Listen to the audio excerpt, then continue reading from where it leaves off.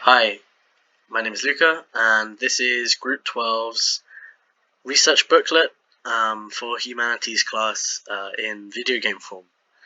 So I'm going to walk you through this build in Minecraft that represents our research as a group in a visual and interactive way.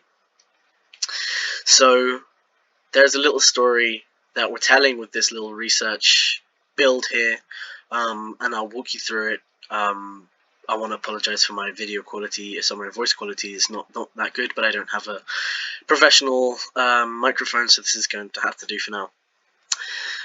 So, firstly, we start off in the Design Academy auditorium. If you've been there, you'll probably recognize it. And it's a normal day at school, but unfortunately there's no one here, so let's go and find out where everybody is. We come down the stairs here, we open up this door and into the corridor, but doesn't seem to be any way out or any way in. And suddenly we're teleported down into this room. You can see images, flatten the curve, do the 5. The progress of coronavirus in the world has halted the school and meant that in order for us to keep on learning and engaging with the world, then we have to do it through a virtual way rather than in person like we're used to. So now we come into this bunker, G12, because that's group 12, and we have 3 different corridors, so which represent the 3 different avenues of our research: communication, video games, and last but not least, skill building. So let's go check out the communication wing first and see what research and what analysis this has to offer. So we come down into this bunker and, well, into this room. There's not much to see here, to be honest. It's pretty claustrophobic. This is to represent what it feels like to be confined in an enclosed space and not really having the ability to leave the house or do anything really. But then we click this lever and a whole new world opens up, representing what it feels like to be able to access the virtual world. It gives you a whole new landscape. Social distancing has led to social invasion in the virtual realm, and indeed, this house has been pretty much invaded by these very loud robots. They're here to show us that, okay, yes, we may have people in the house, but ultimately everything is virtual. Between 9 and 5 o'clock, without leaving my apartment, I've interacted with 157 people. In this social distancing times, we found ourselves having 10 times more people than usually would come around our house, interacting with us through our computer screens. And if you think about it, the act of having 50 odd people in your bedroom is so bizarre, and yet that's what we experience pretty much every day. And having to educate yourself or hang out with your friends all through a computer screen means that you're constantly inviting so many people into your space.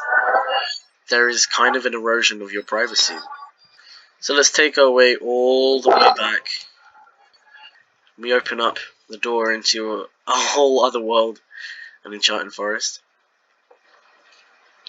So I open up the door, easy peasy, and look, it's a workshop. Very nice. We've got all of our tools on the wall, a couple of forges, and a bit of research up here as well. We have more time in our daily routine to recognize the skills that are not only beneficial to our creative practice, but well-being too. In this virtual realm, it seems like you have a workshop, but everything is still pixels, and you're still learning behind a screen. Developing new skills with the endless database of the internet keeps us feeling connected to creativity and others. And on the other side here we have a nice vegetable garden, a couple of nice trees, a nice little stream, very pretty. And this is kind of to symbolize the fact that people have been really gardening in this time, learning a lot about, things that other people generally think they are too busy for. This has kind of allowed an opportunity to discover new skills. The internet helped us create a huge diverse knowledge about gardening, weather, seasons, soil, materials, sustainability, and food. So that's our skill building research, or at least some of it, represented through this little workshop in the woods here. This last part is to symbolize the act of play and leisure through this kind of social distancing time, and what we can do to stay connected to people. Very claustrophobic room if I shut the door. Super dark. You know, it seems like you can't really leave the house, so your whole world is kind of confined to these four walls. But when you open it up, you come out into this amazing new world. So let's check it out. Over 100 hours of work went into this building. Created everything from scratch. Every single item block placed was placed there by us. So it's a real kind of labor of love. US video game usage during peak hours has gone up 75% since the quarantine first went into effect last week.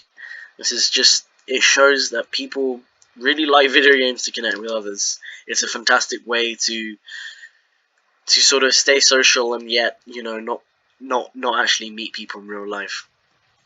Lack of physical presence can really be felt when you talk to someone on the phone.